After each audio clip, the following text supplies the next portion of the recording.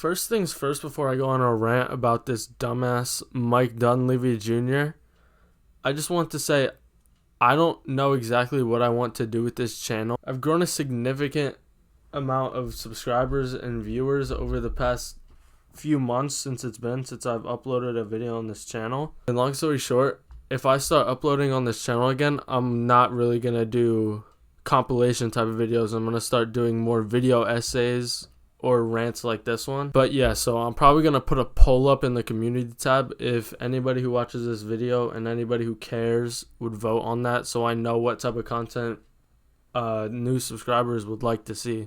But yeah, now onto this dumb Mike Dunleavy Jr., who apparently has been sleeping in his house since around 6 p.m. Eastern time yesterday. So this man at 6 p.m. Eastern time yesterday, when free agency started, re-signed Draymond Green, which was, I'm pretty sure, the first move of free agency this year, and hasn't done a single thing since then. First things first, before free agency even started, he traded Jordan Poole, some other young players that didn't get any playtime under Steve Kerr, and a few future second round picks for Christopher Paul, who is a 38 aging guard. The reason we lost to the Lakers last year was because we were small and old. So we decided that it would be a good idea to go out and get Chris Paul, a 38-year-old 6-foot point guard, knowing damn well that we needed another center because Kevon Looney was not going to be the only center on our roster, which currently he is, unless we decide to move Trayce Jackson-Davis down to the center spot. Of our roster from last year, we have Andre Iguodala, who's going to retire, DeMichael Green, who's an unrestricted free agent who we're not bringing back more than likely, and we just lost today Ty Jerome and Dante DiVincenzo, who just signed a 4-year $50 million contract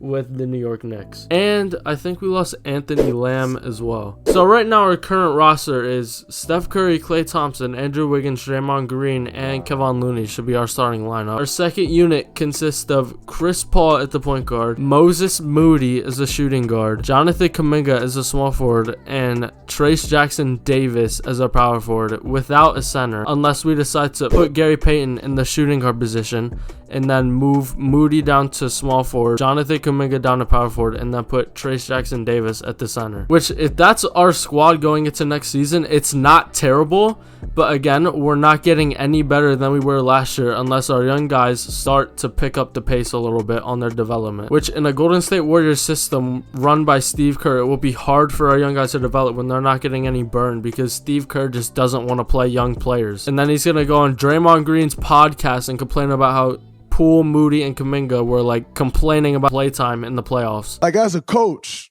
how are you making that decision in the moment like that on like which one of those guys you're going with?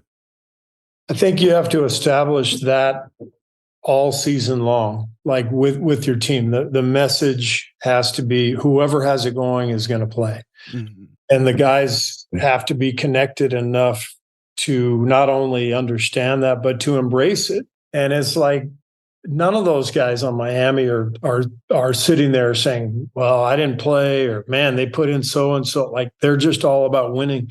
And you know this from our groups that we've had. When you have that championship mentality, every guy's bought in, every guy's just trying to win. Nobody cares about any of that stuff. You don't go into the locker room, saying, well, I should have played more. You just want to win. And that's the beauty of finding that magic when you have a championship team.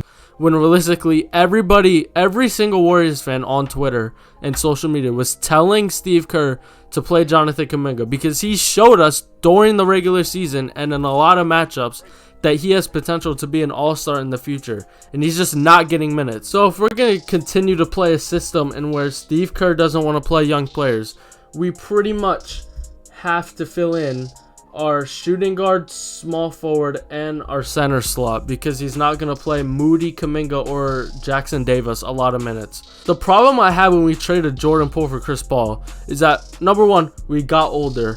Number two, we developed Jordan Poole into an all-star caliber player, and we started to see that we were able to develop a young core after Steph Curry, Klay Thompson, and Draymond Green retire. We would have had Poole, Moody, Wiggins, Kuminga, and then Looney and then possibly Trace Jackson Davis, unless that was involved in the pool trade as well. The problem I have with Mike Dunleavy Jr. is that there's still free agents out there, bigs, like Mason Plumlee or Nerlens Noel, or even a Dario Saric, who was rumored to want to come to Golden State yesterday before free agency even started, and it's 8:40 p.m. and there is still no update on Dario Saric signing with Golden State. Problem is, we're in a stacked Western Conference with almost every team getting better. Meanwhile, we just got smaller, older, and we're not making any moves in free agency at all. There's not even any rumblings today about, oh, the Warriors are interested in X player or Y player. There's nothing at all. Unless I'm crazy, I think we're just getting worse. We're literally losing players for nothing. We're literally not doing anything. We're not doing a single thing. The Lakers, if we play the Lakers this year again, they're going to sweep us. We barely went 6 games with them, and game 6 was a freaking blowout. And right now, after their free agency signings over the past couple of days, they're miles ahead of us. And we all could sit here and talk about how the Lakers, if they get, all it takes is Anthony Davis or LeBron to go down with an injury. But I could sit here and say the same thing about the Warriors. What on God's green earth are we going to do if Steph Curry gets injured and we have to move Chris Paul to our starting point guard? Who's our backup point guard? We don't have one. If any of our guys get injured, we're cooked. And I understand that we're in a situation where we don't have a lot of money and we have to save for our salary cap. But there's still plenty of guys on here that'll sign for a veteran's minimum. Like, you're telling me we can't sign JTA to a vet minimum to get him back. We can't sign Dario Saric to a vet minimum. We still haven't done that yet. We're watching all of these teams in the league get better, and we're just sitting here. Mike Dunleavy's sleeping at the wheel. He's sleeping at the wheel right now. I really just don't know what he's doing. I don't know what we're supposed to do to get better, because there's not really a lot of guys left on the market. I have a top 50 NBA players list that I want to make a video on at some point. That was going to be more of like a video essay type of video. But yeah, I'll have that uploaded in the next week or two. And then I don't know what I'm going to do from then on. So yeah, I'll see you when I see you.